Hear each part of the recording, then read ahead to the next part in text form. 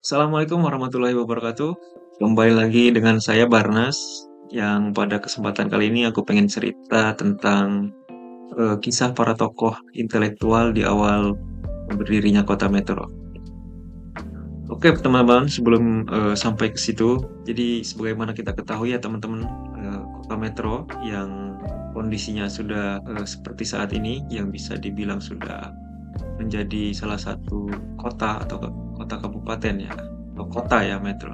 Kota yang sudah bisa dibilang maju seperti saat ini ternyata punya perjalanan panjang, punya sejarahnya, yang mana Metro itu menjadi salah satu lokasi dari program kolonisasi pemerintah Hindia Belanda.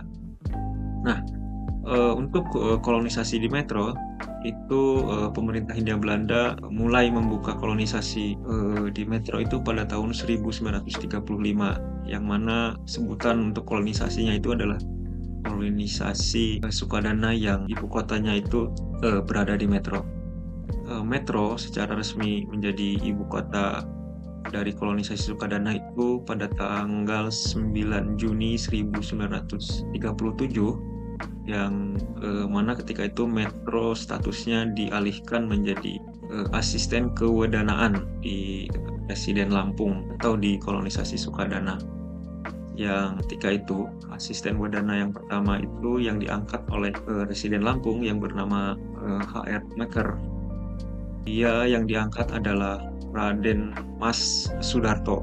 Inilah salah satu tokoh ya, tokoh intelektual di awal berdirinya Metro, yaitu Raden Mas Sudarto itu sendiri. Raden Mas Sudarto adalah apa ya, ya rakyat pribumi atau pribumi Indonesia, bukan dari orang Eropa atau orang Belanda. Jadi Raden Mas Sudarto bisa berperan menjadi asisten wedana di Metro itu ya memang ia adalah seorang yang pelajar gitu kan, barangkali berasal dari keluarga yang terpandang gitu ya. Nah, ia bisa mengenyam pendidikan, yang mana ketika itu kebanyakan dari anak-anak pribumi itu sangat sulit untuk mengenyam pendidikan. Latar belakang dari Raden Mas Sudarto, ia adalah seorang pamong praja ya, yang mana sekolahnya itu di sekolah para calon pamong praja ya. Nama sekolahannya itu adalah Muspia ya, di Magelang, atau sekarang itu IPDN.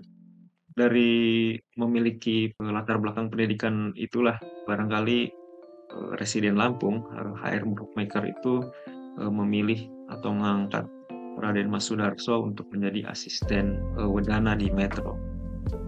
Selain itu, rupanya sebelum menjadi asisten wedana di Metro, Raden Mas Sudarto itu ternyata sudah pernah ya punya pengalaman menjadi asisten wedana di kolonisasi sebelumnya, yaitu di kolonisasi Gedong Tataan dan kolonisasi Gading Rejo di Pringsewu. Jadi dari pengalaman itu juga barangkali Mekker itu memilih Raden Mas Sudarto untuk menjadi asisten yang pertama di Metro ya, asisten wedana Metro yang pertama maksud saya gitu. Peran Raden Mas Sudarso ternyata tidak hanya menjadi asisten wedana gitu ya. Rupanya beliau mengenyam pendidikan di Mospia. Raden Mas Sudarto itu menjadi muridnya dari pendiri Muhammadiyah, yaitu Kiai Haji Ahmad Dahlan gitu ya. Yang mana ketika itu Kiai Ahmad Dahlan itu tiap hari Sabtu itu mengajar di Mospia ya, di sekolah calon pamong praja, sehingga dalam catatan sumber sejarah di Metro itu ada kaitan dengan sejarah awal berdirinya perkumpulan Muhammadiyah di Metro itu. Raden Mas Sudarso juga ikut berperan lah ya, karena posisinya sebagai asisten wedana. Jadi ketika itu turut mendorong atau turut memberi izin lah ya berdirinya Muhammadiyah di Metro. Jadi perannya cukup banyak Raden Mas Sudarso di Metro.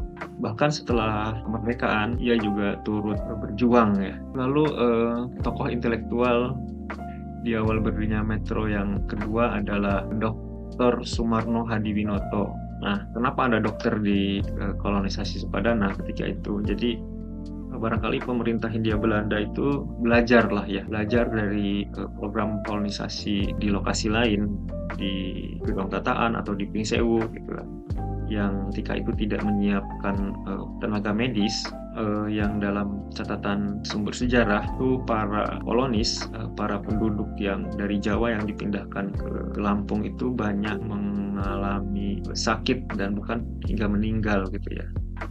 Nah, belajar dari situlah di saat membuka kolonisasi di Padana, di Metro, itu pemerintah Hindia Belanda menyiapkan para tenaga medis. Ada dokter, ada mantri kesehatan, dan juru rawat. Nah, salah satunya adalah dokter Sumarno ini yang menjadi dokter pemerintah kolonial ya, yang ya tugasnya untuk memberikan pelayanan kesehatan kepada penduduk kolonis ya, yang zaman itu banyak menderita atau terserang penyakit malaria, disentri, dan kolera. Nah, peran-peran dokter atau medis itu sangat berperan untuk ya memastikan kesehatan para penduduk kolonis itu tetap terjaga lah ya. Meski tentu kita bisa bayangkan ya, dengan banyaknya penduduk kolonis dan tenaga medis yang sangat terbatas, tentu saya rasa pelayanannya ya tidak maksimal ya, tidak terlayani secara maksimal gitu. Gitu.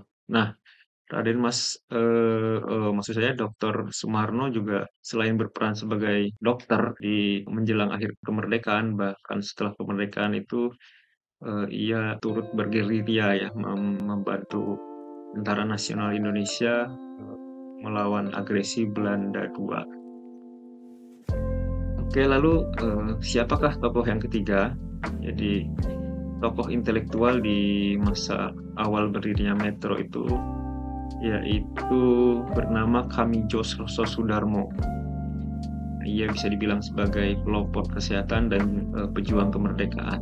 Sebelumnya kan saya pernah menyebutkan bahwa pemerintah Hindia Belanda itu menyiapkan tenaga medis ya untuk dikolonisasi Sukadana. Nah, Kamijo Sososudarmo ini adalah salah satu dari tenaga medis tersebut ya, yang itu jabatannya sebagai juru rawat.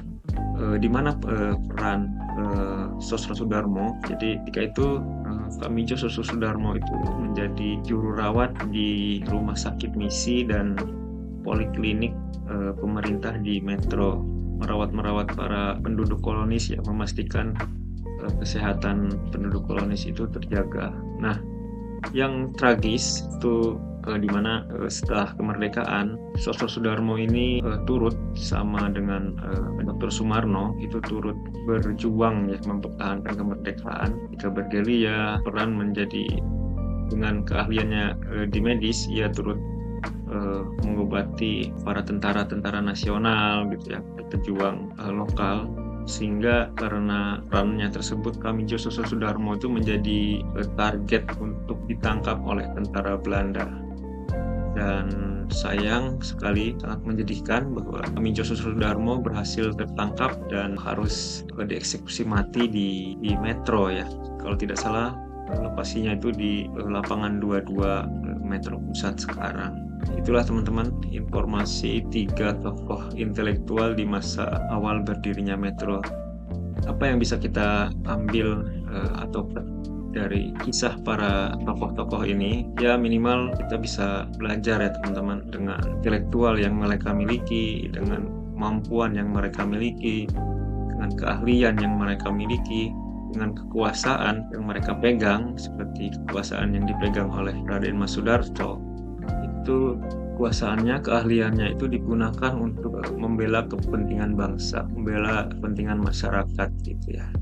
Ya semoga kita bisa mengambil pelajaran, bisa mengambil spirit dari yang mereka contohkan. Oke, teman-teman, jika ada informasi lain tentang para tokoh yang turut berperan dalam mendirikan kota Metro, teman-teman bisa sampaikan di kolom komentar. Terima kasih. Assalamualaikum warahmatullahi wabarakatuh.